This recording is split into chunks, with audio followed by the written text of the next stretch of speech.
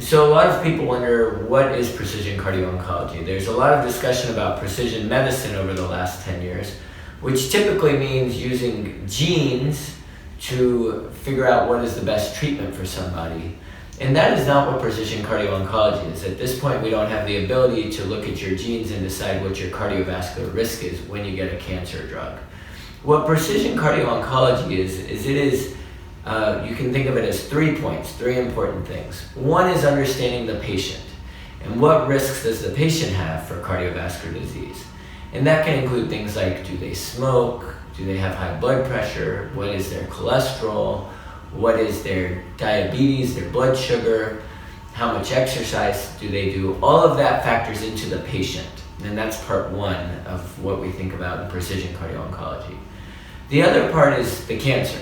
So we're obviously treating a cancer, and that's an important part of the therapy and of what's going to happen to the patient. So is this a cancer where a patient is going to live for 20 more years and they're going to be cured from the cancer? Or is this something that unfortunately is going to kill 80% of the people within 5 years? And so depending on what kind of cancer, for instance, prostate cancer, most people live for a long time and survive, but something like lung cancer, the survival is much worse. That factors into what we think about. Also, certain cancers increase your risk for certain things, like increased blood clots and increased vascular events, blood clots in the legs or the lungs.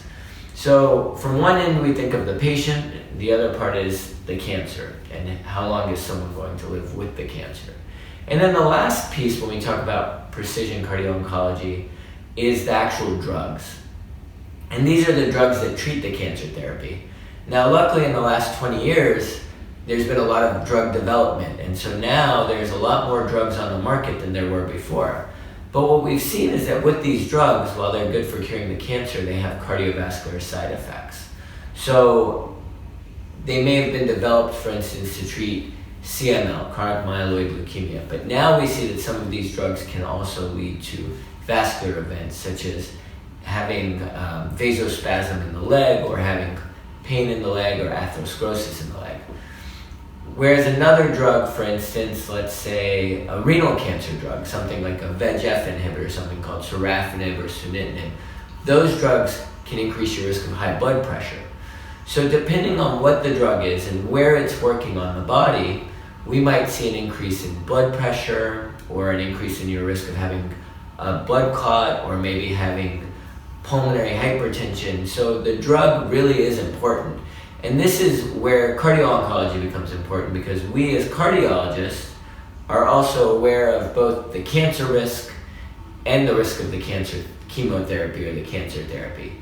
And so if you take all 3 things together, the cardiovascular risk of the patient, the risk of the cancer and how long someone will survive with it, and also the risk of the drug that is being used to treat the cancer, then we can take all 3 of those and think of that as personalized or precision cardio-oncology and develop a plan for the patient that's in front of us, the person that's in front of us, to decide what testing they need and what kind of cardiovascular care they may need going forward.